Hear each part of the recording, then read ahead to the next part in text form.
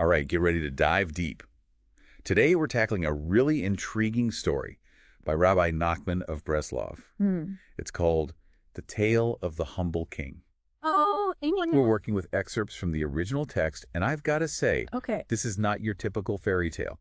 What's so fascinating about the story, I think, is how Rabbi נחman takes this seemingly simple quest and uses it to explore some really deep ideas about human nature and especially the power of humility and how we view truth. Okay, so picture this. We've got a king who's totally obsessed with collecting portraits of other rulers. Right. But there's this one portrait that he just can't seem to get. The portrait of another king who's rumored to be this heroic, truthful, and humble leader. Right. But here's the catch. This other king is basically a recluse. A recluse. Hidden deep within his, super fortified kingdom. So it's almost like he's trying to find a needle in a haystack. Right. Totally. And it's not just about overcoming those physical barriers, getting past the guards and the walls. Right. It's about understanding the very essence of this hidden king and his kingdom. Which is where the story takes a really interesting turn. Yeah. So our portrait-loving king, he gives this seemingly impossible task to his wisest advisor. Okay. Get me that portrait. I've got to know, what does this wise man do? Does he storm the castle? Does he send in spies? He goes for something much more subtle. Okay. So instead of relying on force or any trickery, he decides to focus on something totally unexpected. Yeah. The kingdom's humor. Hold on. Humor. What? Is he going to tickle the king into submission? Oh, well, not quite. But Okay. the wise man understands that a society's humor, it reviews its underlying values, its fears, Right. even its hypocrisies. It's like a window into you could say, their collective soul. So it's instead of looking at official decrees or speeches, he's eavesdropping on the jokes people tell to understand what's really going on in this kingdom. Exactly. And the story describes all these different types of humor, Okay. Some jokes are meant to be hurtful, to kind of mock or put people down. Others are more subtle, sort of hinting at people's real intentions or their anxieties they have about society. Okay. And then there's this humor that acts like a social commentary, kind of poking fun at those in power. I see. Maybe exposing flaws in the system. So the wise man is basically using humor like a secret code. He's cracking the jokes to decode the kingdom's culture. You got it. He's looking for patterns, recurring themes, even contradictions in the things people find funny. It's like he's putting together a puzzle. Yeah. But instead of pieces, he's got punchlines. Okay, this is getting really interesting. Right? So where does this deep dive into the world of humor take him? Does he end up at some medieval open mic night? Well, not exactly an open mic, but the story describes him traveling to a city known as the City of Laughter. Okay. And it's basically the heart of all humor in the kingdom. Wow. Think of it as a hub for every jester, comedian, and storyteller you can imagine. So I'm picturing something like a Renaissance fair, but with way more jokes. Yeah. Did he find what he was looking for there? He found something. Okay. He witnessed all kinds of comedic performances, skits, jokes, you name it. Okay. But what he uncovers isn't exactly lighthearted entertainment. A lot of the humor is actually kind of dark. Oh, this sounds ominous. Yeah. What do you mean dark? Well, many of the jokes, they revolve around dishonesty and corruption. Oh, wow. Things like, cheating in business deals, Right. bribing officials, even finding loopholes to exploit the legal system. Wow. It's like the kingdom's laughter is masking this really deep-seated moral decay. That's heavy stuff. So what does the wise man do with this unsettling discovery? Does he, throw up his hands and tell the king, look, your kingdom's a mess. Good luck finding your humble king in this crowd? No, not at all. Okay. He actually uses this information to his advantage. Yeah. And he decides to confront the king directly. Wait, really? He just marches right up to the king and tells him everyone's a crook? That's bold. It is bold. Yeah. But he does it with this really clever twist. Right. Instead of directly accusing the king of being corrupt, he uses his observations about the kingdom's humor to do something totally unexpected. What's that? He praises the king. Praises him. Yeah, he essentially frames the king's isolation from the rest of society as evidence of his commitment to truth and humility. Wait, hold up. He's praising the king for being isolated. I'm not sure I follow the logic here. It's definitely a mind-bending strategy. Yeah. But remember, this wise man, he's incredibly sharp. Right. He understands that approaching the king with accusations, that would probably just make him defensive. Ah, so he's playing a bit of a psychological game. He's using this, like, reverse psychology to try and expose the kingdom's flaws. You got it. Hmm. And he specifically focuses on humility, a trait that's often overlooked, undervalued. Yeah. He's betting on the idea that a truly humble king, well, he wouldn't be able to tolerate this kind of widespread dishonesty in his kingdom. Okay. I am on the edge of my seat. Right. What happens next?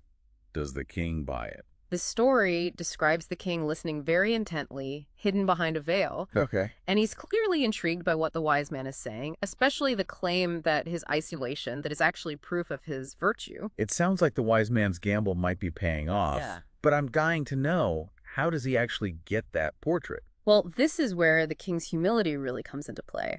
The story emphasizes that true humility, it leads to self-effacement, even when someone is singing your praises. So the more the wise man compliments the king's humility, the more the king kind of shrinks back, almost becoming nothing in his own eyes. Wow, that's a powerful image. Isn't it? So the king's humility actually makes him want to disappear even further. Exactly. But it also has this unexpected consequence. Oh. Unable to bear the weight of all the compliments, the king throws back his veil, wanting to see the person who seems to understand him so well. And that's how the wise man gets his portrait. Yeah. By appealing to the very quality that made the king want to remain hidden. Precisely. It's such a brilliant example of how recognizing and praising virtue, well, that can sometimes be the key to unlocking what's hidden. The story is full of twists and turns. Praise. It's incredible how Rabbi נחman uses humor and this quest for a portrait to dive into these, like, profound ideas. I can't wait to unpack it further, and I'm sure you can't either. Oh, absolutely. What else can you tell us about this fascinating tale? It really is a remarkable story, isn't it? Yeah. And what we've uncovered so far, that's really just the tip of the iceberg. The wise man's success, it wasn't just some clever trick. Right. It was about recognizing something, like, fundamental about this king. It was about understanding the depth of his humility. It's funny how we often think of humility as this passive quality. Right. Almost like it makes people shy away from attention. Yeah. But this story really shows us that true humility, it can actually be a source of incredible power. Absolutely. And that power comes from a place of authenticity. You see, the king's humility, it wasn't a weakness. Right. It was his strength. Yeah. It was the very thing that made him worthy of admiration. So it wasn't about putting himself down or denying what he accomplished. Not at all. Okay. It was about having this, like, clear understanding of his place in this larger order. Acknowledging his strengths, but also his limitations. Right. And that kind of self-awareness, that's what really drew the wise man to him. He could see through the king's attempts to remain hidden because he recognized that true nature of his humility. It's almost like trying to hide a bright light under a basket. Right? Yeah. No matter how hard you try to conceal it, Yeah. that genuine quality, it's going to shine through. Exactly. And that brings us to a really important point, authenticity. It's always more compelling than any kind of pretense. Right. Trying to appear humble or virtuous. Yeah. That never works as well as actually embodying those qualities. That's a great point. Yeah. It's a reminder that we shouldn't try to, like, force things or manipulate situations. It's about being true to ourselves. Right. And allowing things to unfold naturally. Absolutely. This story also highlights how important it is to pay attention to the details. Right. The things that others might overlook, Yeah. Think about how the wise man focused on humor. Yeah. It seems like such a, small thing. Yeah. But it gave him these invaluable insights into the true nature of the kingdom. It's like that saying, the devil's in the details, right? Sometimes the most profound truth, they're hidden in plain sight. Right. We just have to be willing to look closely enough to see them. And it's not just about looking, it's about listening.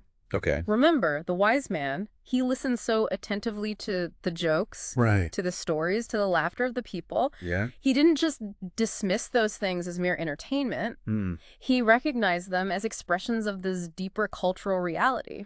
Which brings us to that thought-provoking question you posed earlier. Yeah. What jokes or like seemingly insignificant things in our own society might reveal deeper truths about who we are? It really makes you stop and think, Right. What do our memes, our viral videos, even our late-night talk shows say about what we value? The things we fear, the things we aspire to? It's a fascinating question to consider, isn't it? Yeah. Are we a society that values honesty and integrity? Or are we more concerned with appearances and just superficiality? Right. Do we use humor to build each other up or to tear each other down? These are all reflections of our collective values. It's easy to get caught up in the day-to-day Right. and not really reflect on those deeper questions. Yeah. But this story really reminds us that understanding ourselves and the world around us, it's an ongoing process. It is. It's observation, it's reflection, it's interpretation. Absolutely. And sometimes the most unexpected sources, they can provide the most profound insights. Yeah. Just like the wise man found truth hidden within the kingdom's humor. We can find meaning in the most surprising places if we're willing to look for it. This deep dive has been so eye-opening. It's amazing how a story about a king and a portrait can lead to such profound reflections on human nature and our search for truth. It's a testament to Rabbi Nachman's skill as a storyteller. Yeah. He weaves together humor, paradox, and these profound insights to create a narrative that continues to resonate with us centuries later. And that's the beauty of stories like this. Right. They stay with you long after you've finished reading them. I'm definitely feeling inspired to look at the world around me with fresh eyes.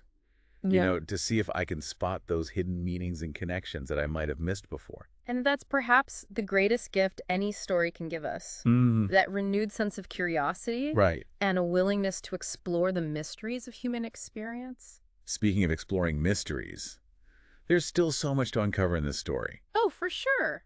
What other insights can you share about Rabbi Nachman's tale and its enduring message? It's really striking how this story kind of flips the script on how we usually think about humility. We often associate it with, being meek or self-effacing. Right.